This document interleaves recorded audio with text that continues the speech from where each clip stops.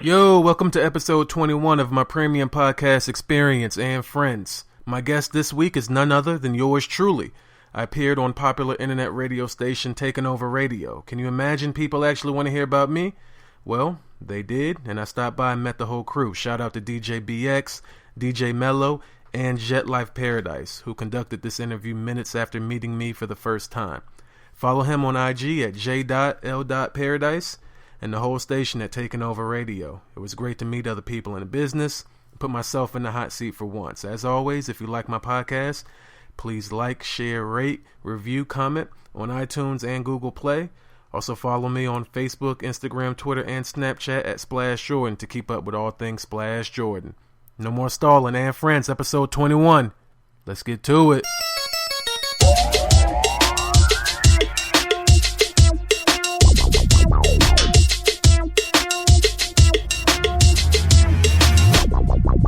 What up? It's your boy Jetlife Paradise coming to you once again from Taking Over Radio, and we have a special guest in the building, Mr. Splash Jordan in the building. Hey, what's happening? Tell us a little bit about you. This is your first time here, so definitely tell the people a little bit about you.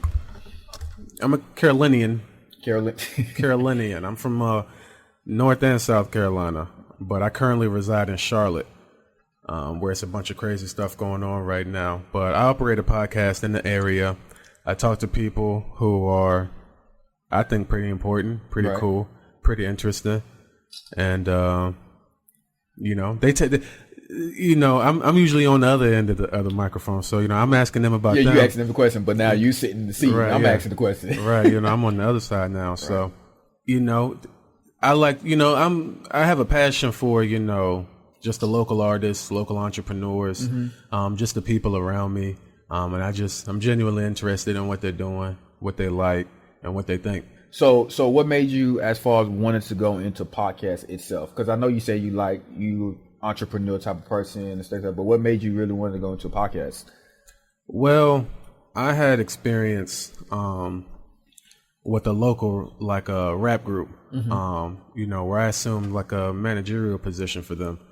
And I just always felt like I was a slave to their time. Like, I couldn't make decisions to further my career without including somebody else. Right. Which I didn't resent them for it, but I just felt like, I was never going to do anything I want to do if I'm waiting on somebody else. So I just thought long and hard about something that I could do myself that was in the same industry, in the same lane, but not, I don't want to be, a rapper or an entertainer or a ball player or stuff like that. But I do want to communicate with these people and interact with these people. So I pretty much thought that podcast is like a new frontier. Right. It's like, it's like YouTube 10 years ago, 10 or 12 years ago. Like, yeah, it's like YouTube was, the number of podcasts coming out right now are just overwhelming. It's a lot. It's You're a talking lot. About just people that even on iTunes. Right. Just anybody nowadays can do a podcast. Anybody can do one. And a lot of people who come on my show, they either are interested or when they leave are, inspired to start their own podcast just because they see how, comfortable, I make it look and, like I just got a real nice setup and people are like, man, this is, and I'm straightforward with them. I don't tell them like, I don't sell no image to them. Right. I tell them like it was, it's super easy. Yeah. Like, let me tell you how you can set it up. Right. And then I help them set it up. So what is it about you that sets you apart from everybody else that does podcast? Because one thing about when it comes down to business in general, there's got to be something about you that sets you apart from all the other people out there that's doing the exact same thing you do. So like you said, when people come and listen to your podcast and they leave wanting to start their own podcast, wanting to do it, because you make it look so easy. Now, I wouldn't think it's that easy though, but because I know you had to put some work into to get better at it. But what is it that really sets you apart from everybody else that make people want to just jump out there and be like, okay, I want to start my own podcast? I would say that it first of all, nobody can do anything the way I can do it. Right. And that's because I do everything with love. Like, I like that. I enjoy what I'm doing. Right. Like, no one's better at the things that I enjoy doing because I thoroughly like what I'm doing. And I just am very open. And I exist in a in a judge-free zone. So when I'm interacting with these people, and I mean, they're not all bankers, right? You know, they're not all, you know, entrepreneurs and stuff like that. Some of them have, you know, checkered past or whatever the case may be, or they're into, you know, not so favorable professions. But, you know, I treat one like I treat the other one. Right. And, you know, and I think that the audience can tell that, and so can, you know, the people who come on there. Right. But aside from that, I just have a you know, enthusiasm for, you know, these people that I'm interacting with. It's very simple. You know, it's just a conversation. Right. It's not, you know, like, you know, selling, you know, I'm not selling an image, and I'm just very real. I just, you know, I allow people to say what they think and say what they want to say, and I don't, you know, try to bash them or push my beliefs or my thoughts down their throat. Right. And, you know, and I'm very steadfast, you know, and what I think. So it's like, you're not going to convince me, and I'm not even trying to convince you. Right. So we're just two people having dialogue about, you know. Exactly. Just having like a simple conversation. Right. Just, you know, about how we really feel. And nobody's getting, you know, nobody's ever walked away feeling like, oh, you know, F that dude. Right. Like, forget about him. Right. Cool. So what would you say had to be one of like your toughest time as far as doing podcasts? Like if you remember a story that really during your journey with doing this podcast. And matter of fact, before you answer that, how long have you been doing podcasts for?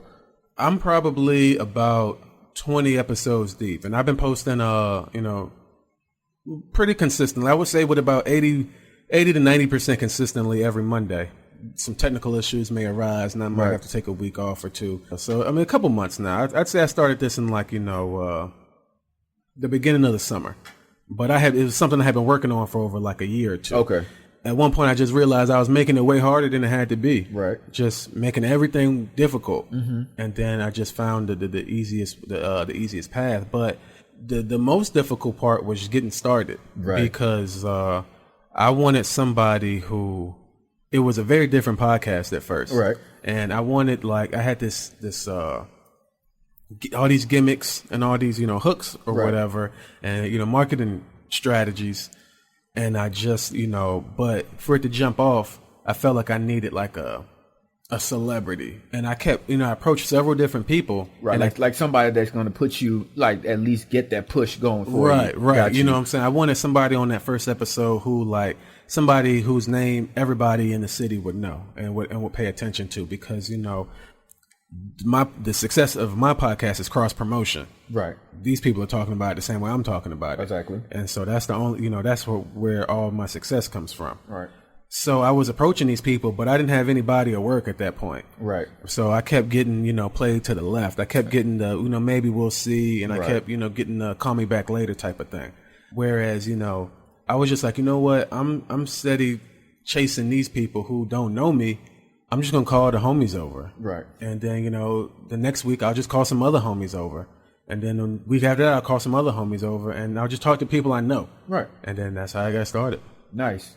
And I like what you said about you was going chasing after people, but once you saw that wasn't really going in the direction you wanted to go, you went ahead and started talking to the people that you knew. You know, those people, you know, was, I guess, hold the keys, you can kind of say, to at least get you going, get that momentum started building up and things like that. Right. They helped me. They assisted me with getting the, you know, the confidence. Right. There was, you know, a couple of, you know, the earlier episodes, I don't want to use the term cringeworthy, but, you know, there was just, and later I went back and added, you know, production value and, you know, brought them up to par. But, you know, there was a time where it was just like, man, you know, this is bad audio, just sitting here. So that, you know, it was just a lot of trial and error. Right. Which was cool because, you know, they gave me, you know, feedback. They gave me support. Hey, you know, it sounds, you know, bad here. It sounds good here. I like this. I don't like that. Blah, blah, blah. So I just, you know, and I think people like that chemistry I had. Right. You know, I know it's called and friends, yes, but associates would be, you know, a better term to use. That's a more literal term to use. But, you know, we're cool. So I have a lot of associates. Right. A lot of them. Right. And how long did it take you to build that chemistry? Because I know chemistry is not something that just you know, for some part, you can strike up a good chemistry with somebody. It just depends on who that person is or whatever. But with your situation, with you doing this podcast, like, how long did it really take you to get that chemistry down to a T? Well, like, it just, I'm just a naturally, I mean, as I've gotten older, I'm more reserved, but I'm naturally capable of just talking to a person comfortably. Like Right. it doesn't bother me. But the majority of my guests I have known for well over 10 years. Got you. So You already got that foundation built, Right. relationship. Right. Got you. You know, we come on and it's the running jokes are starting at the beginning. Right. You know, like we're immersed jargon that only we're understanding. So, Right. like, episode 1, I titled it Day One because I've been knowing one of those guys since I moved here in 1999. It's going on like 17 years ago. That chemistry was there already. I have similar chemistry with a lot of my other guests that are on the show, and so I'm just very comfortable just talking to different people. And then some people have reached out to me and they're like, there was a guy who was a fan, or he was somewhat affiliated with one of my guests, and he heard it. Right. And so then he went and he followed me on socials, and he supported me. He was like, hey, I'm interested in doing this too. Can we talk? I had him come on and we talked and we had a crazy conversation. I mean, and it's interesting because I was at some point I was finally able to, like, my mom, she had like a flip phone for a while. Right. So it wasn't Old school. Right. So I was posting these episodes on my website, but it was a lot for her to, go to the website and listen to it. And I wasn't tripping that she wasn't, because I'm saying like the most outrageous stuff. Most outrageous that you don't want mama to be listening to right now. So she got an iPhone finally. Oh, and man. then, Upgraded. Right. So I subscribed her to the podcast. And then, so typically like every Tuesday or, Tuesday evening or like Thursday morning, I'll get a text or I'll get a call like, hey, I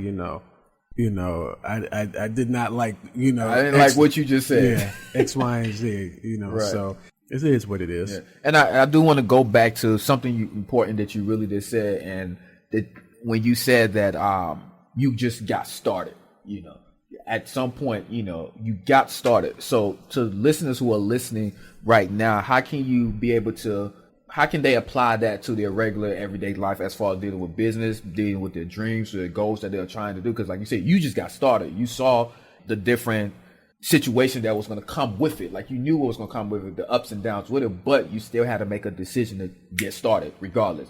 So how can you, for the listeners that are listening, how can you encourage them as far as to apply the same thing to their everyday life, whatever that they're trying to pursue? I would say get started. That's really the thing. In my personal life, I'm indecisive to a fault.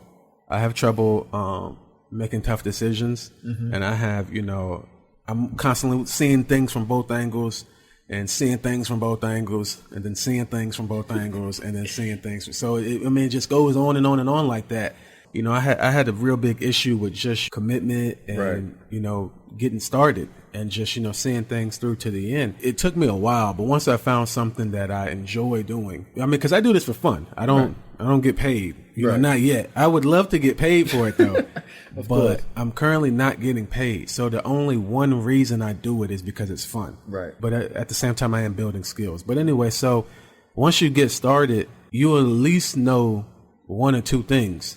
Either this is something you can do and you enjoy doing, or this is something you don't really want to do. Right. But you'll never know if you just, continuing to think about it and plan, constipate and stuff. Right. And just, see things from both sides. Like, make a decision. If you're contemplating doing something, try it, do it. Shadow somebody who does it. Exactly. Like, just get involved in some kind of way. Once you get started, taking that first step is the biggest step. The hardest and the biggest step. After that, you will start seeing, when you go out jogging in the morning, when you initially get started, you're typically probably by yourself. Right. But the longer you are out there running, you see other people running. Right. And then, if the more and more you see that person out there, you're going to build a relationship, because it's just you two making moves right now. Right. That's true of everything. Right. Once you get started doing something, somebody's going to say, hey, I seen that, and then give you feedback. Right. And then, that helps you make the second step. That helps you make the third step. So just get started. I mean, definitely do your research, have a plan, but just get started. Do something about it. And how big of a support system has your family been with everything that you've been doing? I had to hit that spot. I had to hit the spot. Oh man, I'm very unsure how to answer that question. I really am, because I mean,